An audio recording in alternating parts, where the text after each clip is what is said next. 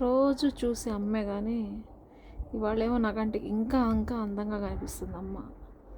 ఏదో కొంచెం ఎట్లా అంటే డిఫరెంట్ లుక్లా కనిపిస్తుంది తల్లి.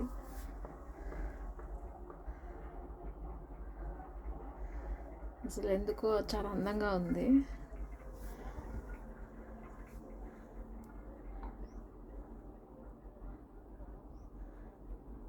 ఏదన్నా మనం ఫేమస్ టెంపుల్కి వెళ్ళామంటే రాను పోను పెట్రోల్ ఖర్చు, ఫుడ్ ఖర్చు, రూమ్ ఖర్చు అన్నీ పెట్టుకొని క్యూలో నిలబడుకొని క్యూలో కూడా టికెట్ తీసుకొని దర్శనం చేయాలంటే చేసుకోలేక వీలు కాక పిల్లలతో, చంటి పిల్లలతో, ప్రెగ్నెంట్ లేడీసు, హెల్త్ ఇష్యూస్ తోటి ఎంతో మంది సఫర్ అవుతూ కొంచెం ఫేమస్ టెంపుల్కి చాలా ఇబ్బందులు పడి పోతాం. మేము కూడా పోతాం అలానే. కానీ ఇక్కడ అమ్మ ఎంతో కష్టపడి ఈ మాత్రం అమ్మని తీసుకొచ్చి ఈ మాత్రం చిన్న టెంపుల్ కట్టి అమ్మవారిని ప్రాణ ప్రతిష్ఠ చేసి 3 days నుంచి 5 days వరకు మామూలు పూజలు చేయలే, చాలా సఫర్ అయ్యాము. చేసి అమ్మని ఇక్కడ ప్రాణ ప్రతిష్ఠ చేస్తే కనీసం అమ్మ దర్శనానికి కానీ అమ్మకి చేసే మెయింటెనెన్స్కి కూడా ఎవరు మనుషులు రారు ఇక్కడికి.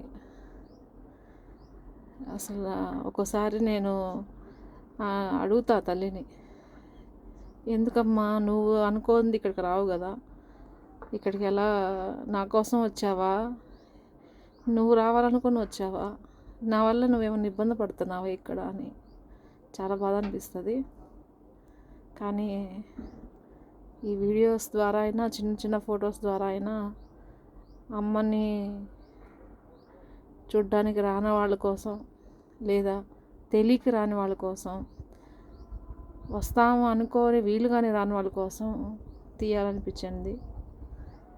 సో అమ్మల కన్నా అమ్మ దుర్గమ్మ, ఈ తల్లి తెప్ప నాకు చెప్పుకోవడానికి ఎవ్వరూ లేరు. చాలా కష్టపడి ఈ మాత్రం చేయడానికి చాలా కష్టపడ్డాం, సఫర్ అయ్యాను నేను. అది ఇంకొక వీడియో తీసి పెడతాను. Thank you.